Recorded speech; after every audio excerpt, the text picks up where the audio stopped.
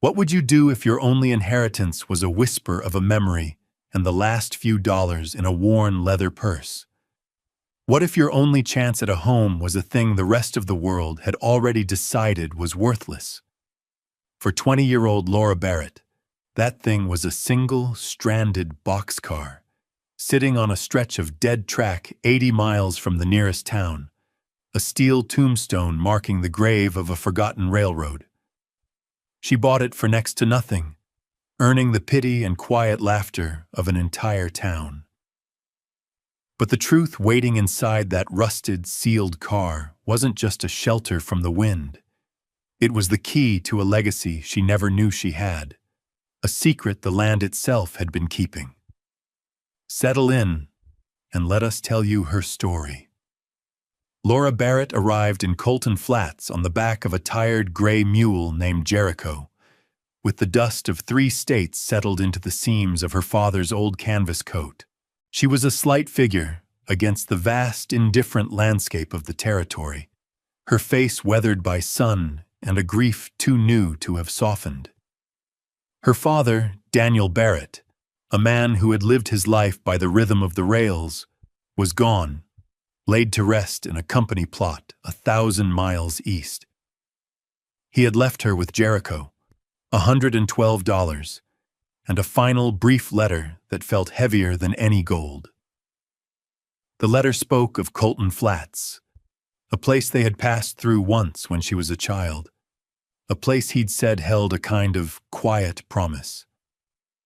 Now, returning to it, Laura could only feel its emptiness. The town was a collection of plank buildings huddled against the wind, a temporary argument against the endless sweep of sage and sky. Its people watched her with flat, incurious eyes, seeing just another traveler passing through, worn down by the road. She carried her loss not like a burden, but like the only thing she truly owned, a silent companion that walked beside her and slept at her feet. She had no plan, only a destination, and now that she had reached it, the silence that followed was deafening.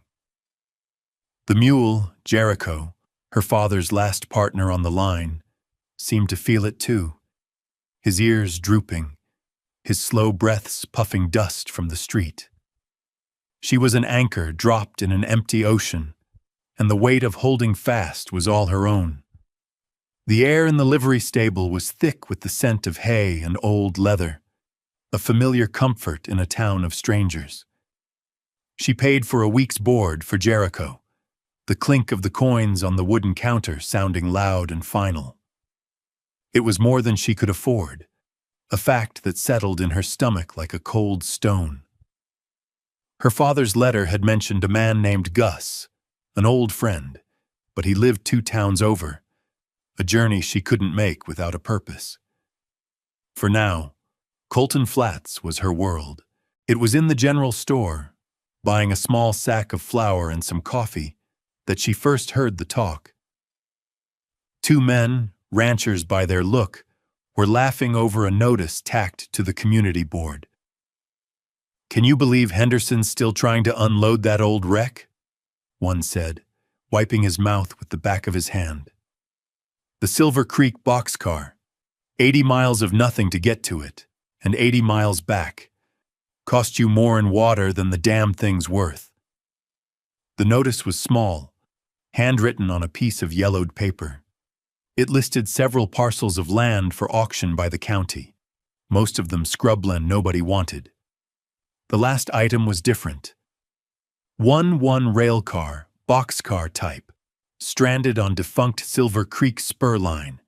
Sale includes title to car and a fixed parcel of 1 acre. Sold as is. Laura read the words again. A rail car. It was a language she understood. Her entire childhood had been spent in and around them, the rhythmic clatter of the wheels a constant lullaby. The idea, absurd as it was, took root. A home. A roof. Something solid that belonged to her. The next day, she stood at the back of the small crowd gathered for the county auction outside the land office. The auctioneer, a portly man named Henderson, rattled through the parcels of worthless land before getting to the final item. He presented it with a theatrical sigh. And lastly, for the man who has everything, including a profound lack of judgment, he announced, we have the Silver Creek Boxcar. A wave of chuckles went through the crowd. Do I have an opening bid? $1 perhaps for the privilege of owning the loneliest landmark in this county? Silence. Then a voice, clear but quiet, cut through the murmurs. $5, Laura said. Every head turned.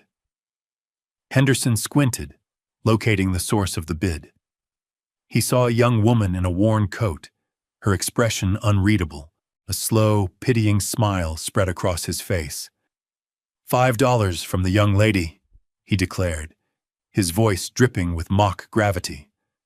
Going once? Going twice? He didn't wait for a third call. Sold, to the girl with more hope than sense. The deed was a simple document, the letters typed unevenly on the page. Laura Barrett was now the owner of one stranded boxcar. What could possibly be waiting inside a forgotten railcar left to rust for a decade? Why would a young woman stake her last dollar on such a hopeless, isolated thing? Let us know what you think in the comments below, and be sure to subscribe for more stories of quiet courage on the frontier. For Laura Barrett, the answer was waiting behind a sealed door, under a thick coat of rust and time. The purchase of the boxcar became the finest piece of gossip Colton Flats had seen in a season. In the saloon, men leaned over their beers and wondered aloud what a slip of a girl planned to do with a 10-ton steel box in the middle of nowhere. At the mercantile, women gathered in small groups, their whispers following Laura as she bought hardtack and dried beans. They saw a fool, an orphan touched by grief, making a desperate, foolish choice. Their pity was a heavier burden than their scorn. The town's most prominent rancher, a man named Silas Croft, with a face like tanned leather and eyes that missed nothing, made his opinion known directly. He found her outside the livery, checking the harness on Jericho. Croft was a man who measured the world in acres and head of cattle, and he saw Laura's purchase as an offense to common sense. "Heard you bought yourself a piece of railroad history, Miss Barrett," he said, his voice loud enough for others to hear. He spat a stream of tobacco juice near her worn boots.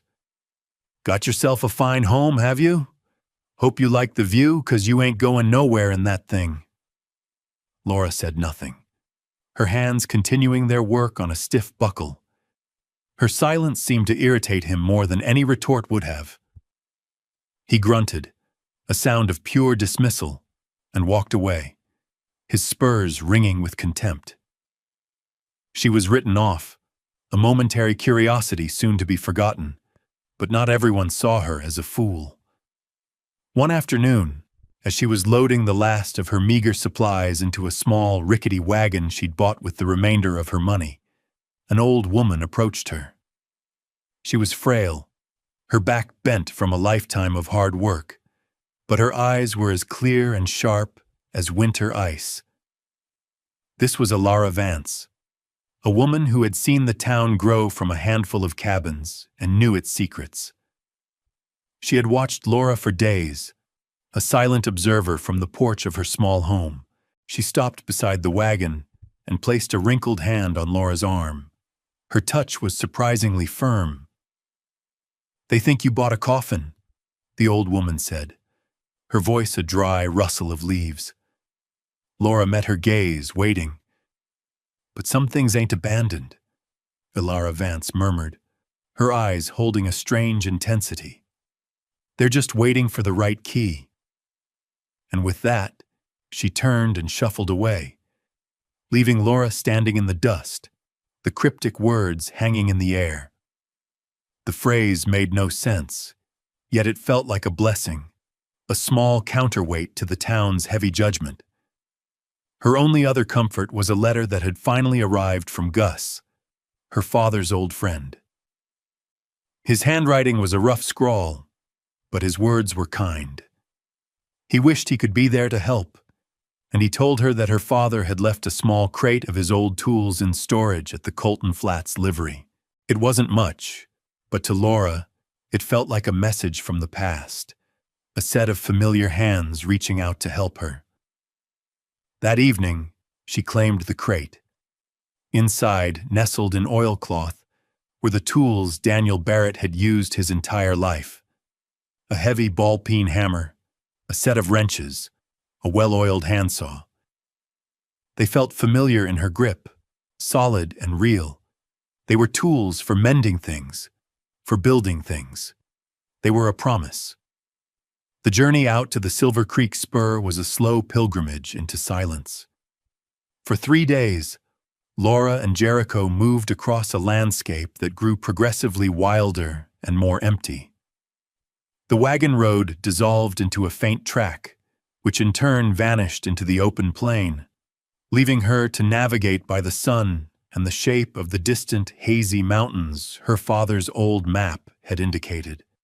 The world was reduced to the creak of the wagon wheels, the rhythmic plod of Jericho's hooves, and the constant sigh of the wind through the sagebrush. At night, she'd build a small fire, its tiny circle of light a fragile defense against the immense, star-dusted darkness. She would talk to the mule, her voice low and steady, not because she expected an answer, but to hear a human sound in the profound quiet. Jericho would listen, his long ears twitching, his presence a warm, living comfort. He was her only link to the life she had lost, a silent keeper of shared memories. She thought of her father, of his quiet strength, of the way he could read a landscape or the weather like a book.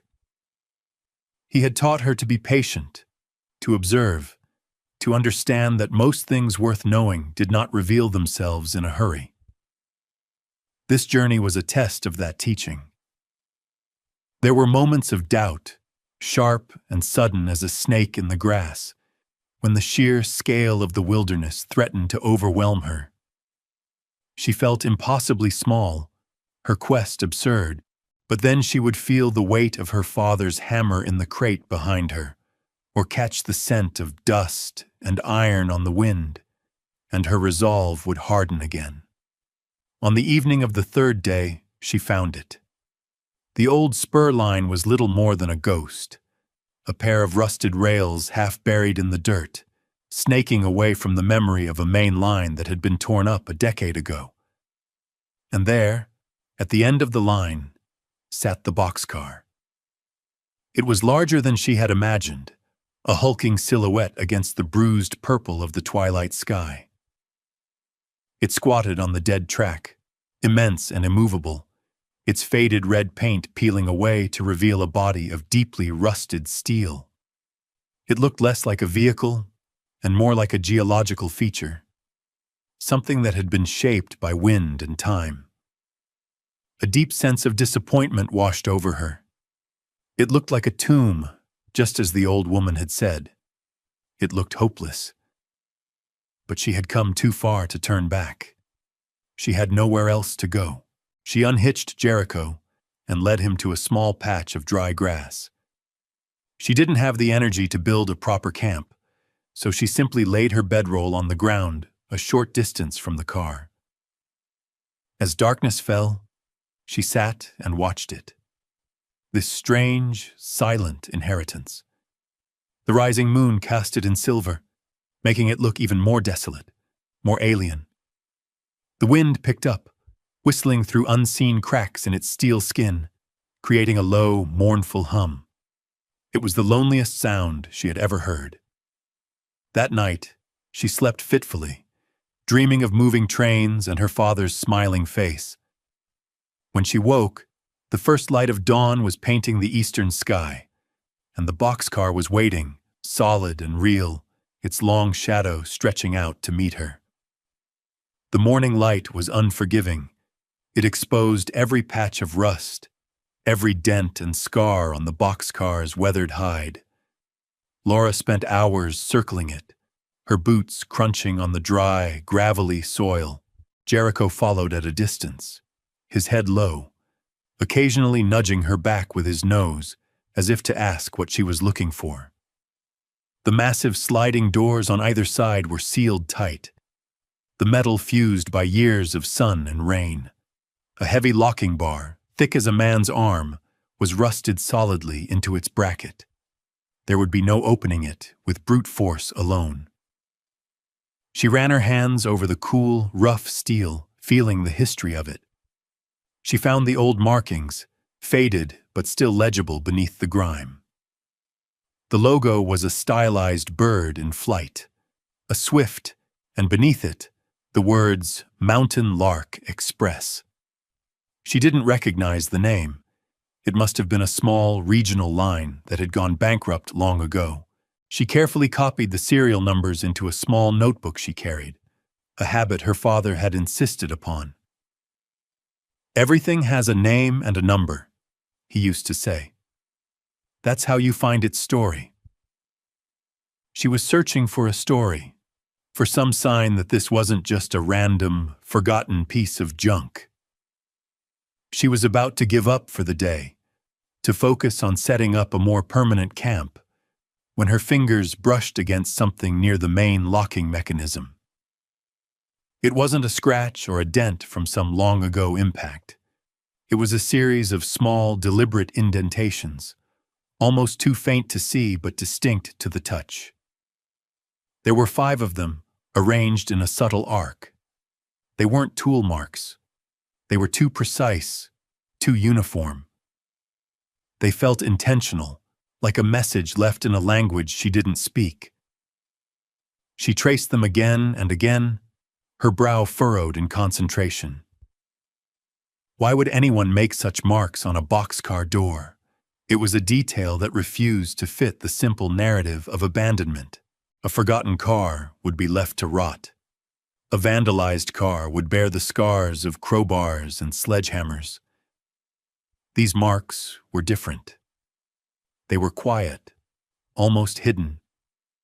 She leaned her head against the cool metal, closing her eyes, trying to imagine the last person to touch this door, to leave these marks. What had they been thinking? Jericho, who had been grazing nearby, ambled over. He nudged the door with his nose right where her hand was, then blew a soft puff of air from his nostrils.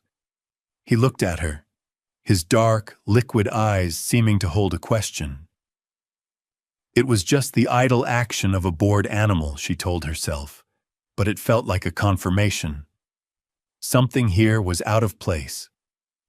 She didn't have the key Alara Vance had spoken of, but for the first time, she felt like she might have found the lock. The mystery of the place deepened, no longer just a question of survival, but of purpose. Laura knew she couldn't force the door. Whatever secret it held would have to wait. First, she had to make this desolate patch of earth into a place she could live. The work was a kind of prayer, a steady rhythm of labor that quieted the anxious thoughts in her head. With a shovel from her father's tool crate, she began to clear the thick sagebrush and thorny scrub from around the boxcar, creating a clean, open space.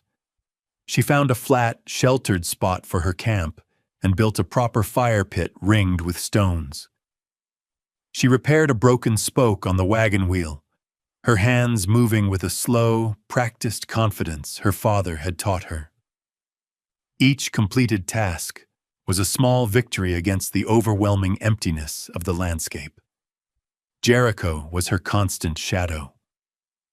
He stood patiently while she worked, his presence a silent source of strength. Sometimes she would stop and rest her forehead against his warm, dusty neck, drawing comfort from his steady breathing.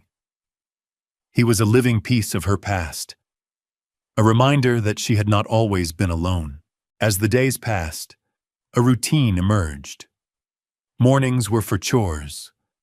hauling water from a small, brackish spring she'd found a half-mile away, checking her supplies, mending her worn clothes. Afternoons were for the land. She explored the area around the spur line, learning the contours of the low, rolling hills, the patterns of the wind, the names of the hardy plants that clung to life in the arid soil.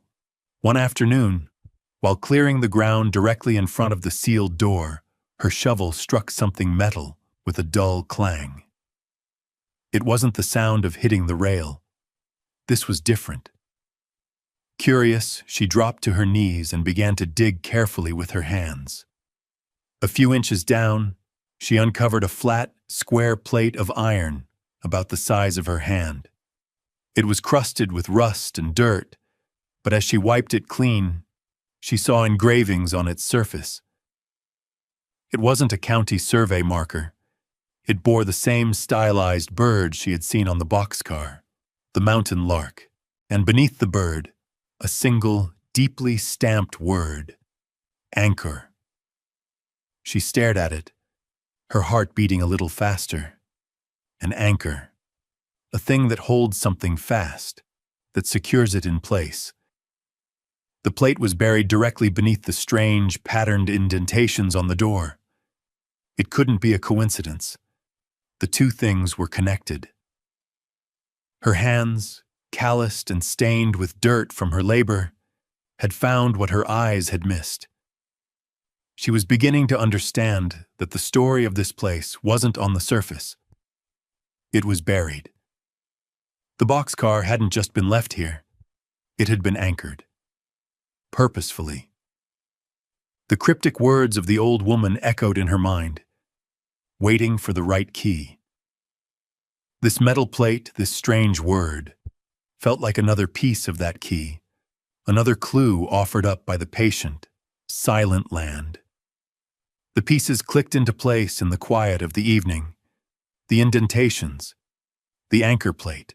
Laura sat by her fire, her father's heavy ball-peen hammer resting in her lap, turning the puzzle over and over in her mind. And then, a memory surfaced, sharp and clear. She was a little girl, sitting on her father's lap in a rail yard office, the air thick with the smell of coal smoke and coffee. He was explaining the workings of a new type of coupling, but her attention had drifted to a diagram on the wall showing the emergency release mechanism for a seized axle pin on an old model of freight car. "It's a last resort," he had told her, tracing a pattern on the diagram with his finger. "You tap it just right, in sequence, and it jars the pin loose. A brakeman's trick. You have to know the code." The memory was so vivid, she could almost feel the rough wool of his coat against her cheek. A code. A sequence. She looked from the hammer in her hands to the dark, silent mass of the boxcar.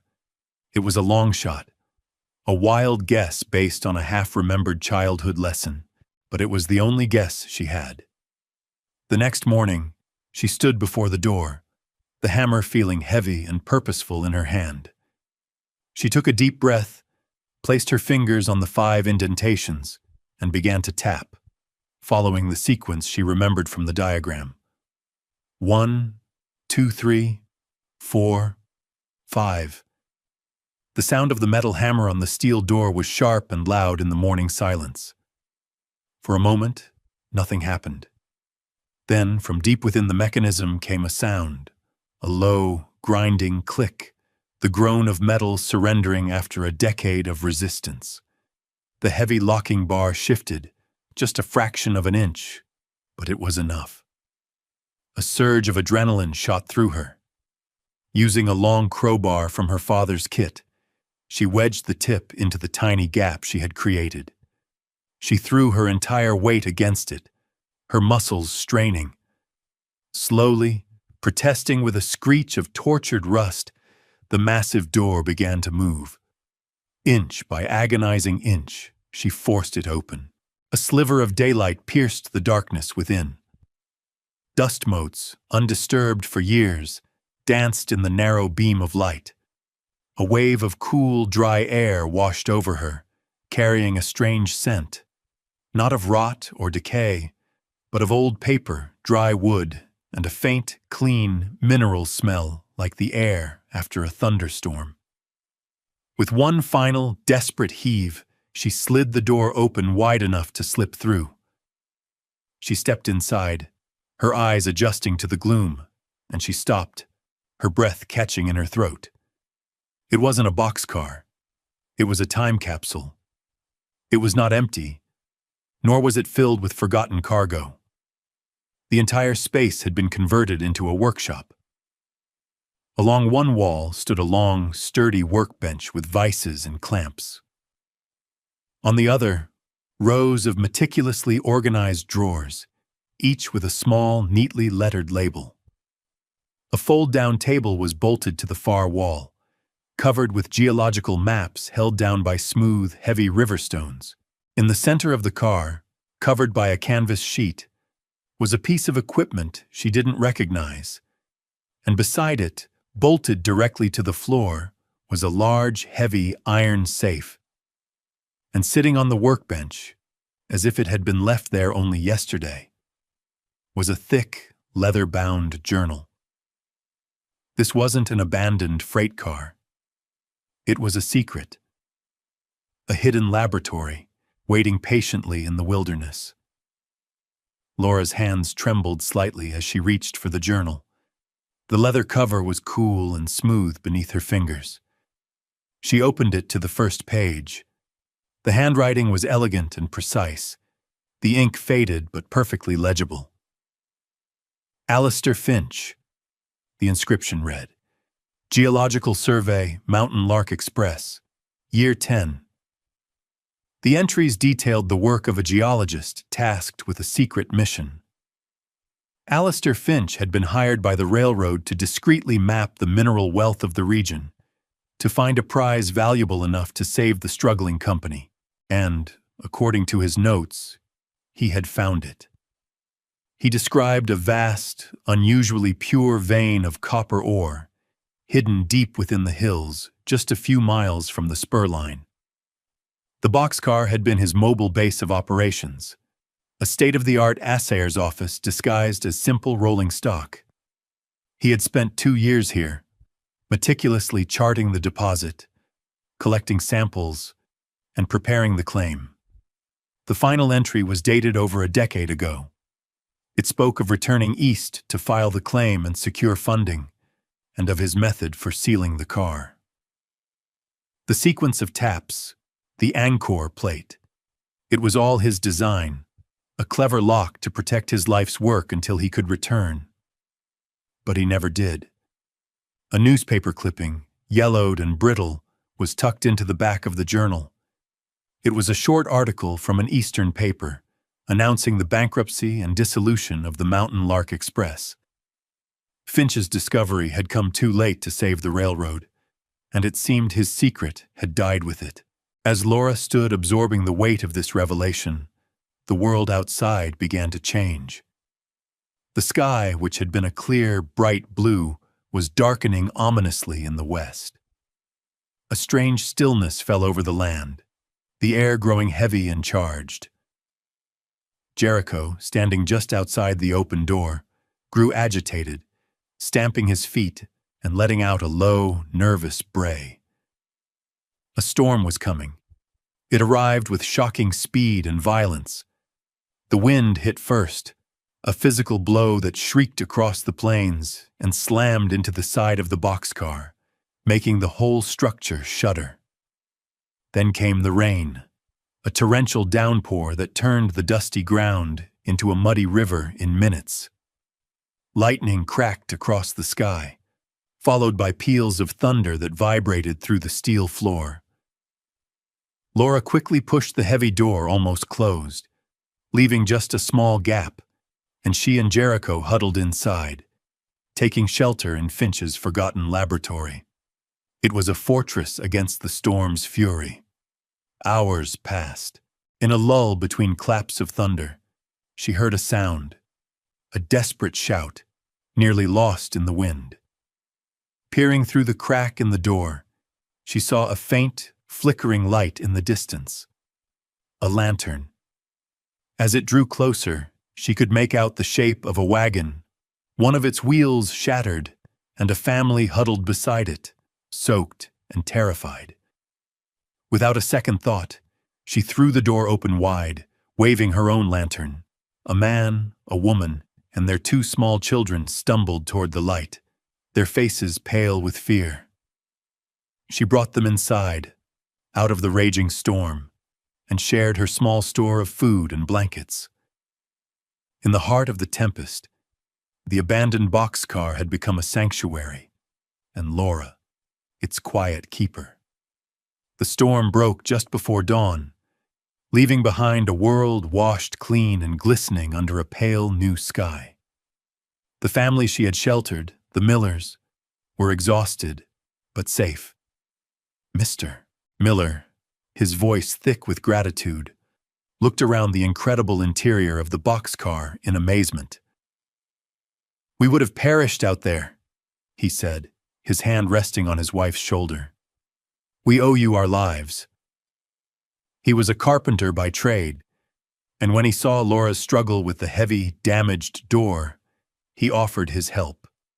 Together, using his tools and her father's, they spent the morning carefully unseating the door on its track, repairing the rusted rollers until it slid open and closed with a smooth, satisfying rumble.